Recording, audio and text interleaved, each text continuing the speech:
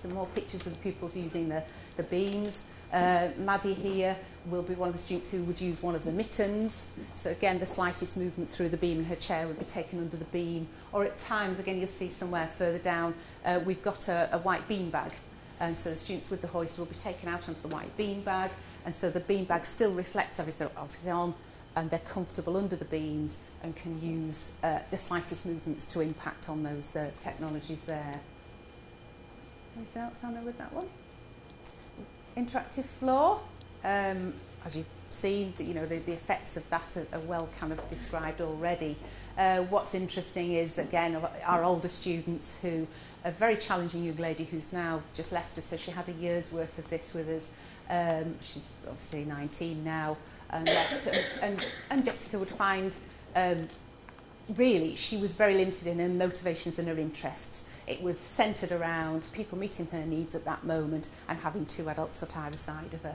So to be on the floor there and grinning and excitement about that was just really encapsulated what we wanted from this room, those type of reactions. And, there's no shortage of people describing that here today at all.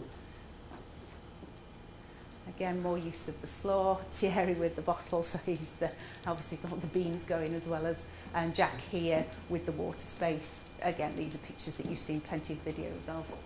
Okay, thank you. This is one of our young PMLD students who's, as you can see, laid on the beanbag, and he's actually on the water floor.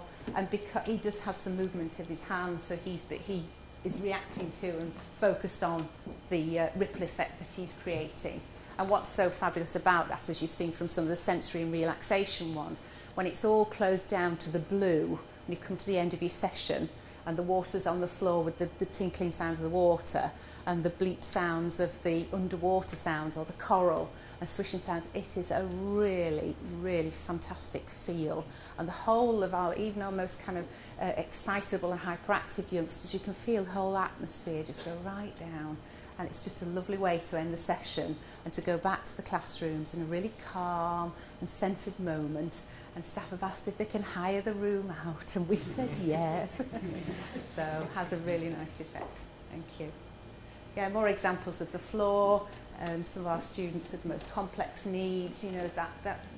That picture saying 1,000 words in terms of focus and application and focusing on the interests.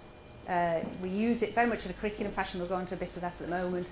We're really seeking to adapt it to meet the curriculum needs, as, like I said, the settings with it. I think we worked out it's about 3,000 settings by the time combinations of settings. So you've got every application within there that has some link, but we're aiming to go down much more the personalised route, as Anna was saying, with her frantically developing things and upskilling staff to be able to do that. Next one, please. Again, you've seen pictures of these, just more examples of pupils engaging. Again, without us showing more video and going into full descriptions and details, the complexities of these pupils' behaviours and the range of special needs that they exhibit, to be in those rooms with the close proximity of somebody near them, which is an issue for many of our students, is really significant, really significant. Thank you. Meeting the needs of a creative curriculum. For those who may know the Gruffalo, we do like the Gruffalo, and that's one of the story strands that we've been following just recently. So you go into the Gruffalo room and all the forest is around on the walls, and you sit in the middle, and the Gruffalo's on the interactive floor, and you have the story read and the forest noises and the Gruffalo sounds in the beams, and the children start to record their sound that they can then, their words to the story that are then in the beams that they can take through. So that's where the curriculum applications are really starting to take off now. Next one, please. Just some examples again, just of the linking the floors and the walls. And again, it won't be surprising. Because it's a smaller room, we can't zone in quite the same way here.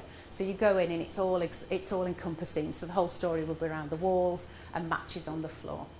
Thank you. Halloween themes and winter themes. We take it very thematically. And that's been very useful for the primary schools to come in and use because they've come for a theme moment. We also operate a learning trail. It's indoor learning trail currently, and it's design technology focused and maths focused. and this becomes an important part of the trail. So the primary schools come round, have a range of experiences around the school, finishing with the interactive zone, which has been a real wow factor for the schools to use as well. Thank you. Yeah, the winter theme there. We'll skip on to the next one, thank you. William here, this is the 16 plus department. We're doing some work on music and classical music. And William is a young man with a diagnosis of autism who very rarely smiles. I have never actually seen him smile. He reacts to his environment, he finds sounds very, very intolerable and will spend a lot of time with his fingers in his ears and doesn't like ear defenders to wear. So finds the world, I think, quite a frustrating place. Coming into the interactive zone, the staff then had gone through some of the musical settings, so they were doing some work on music, and Beethoven came on. And they captured that the moment that Beethoven came on. And he's actually looking at the image that's on this wall here. And then the floor will have been matching there. So a real reaction to have commented there. Music strand. This is our another assistant head who'd been doing some work on design technology and making drums. They'd been making their own drums, testing them out, did their design work, the whole design process, and then they came in to play the drums and actually look how drums were shaped in that one there. So again, reinforcing work they've done elsewhere in the curriculum.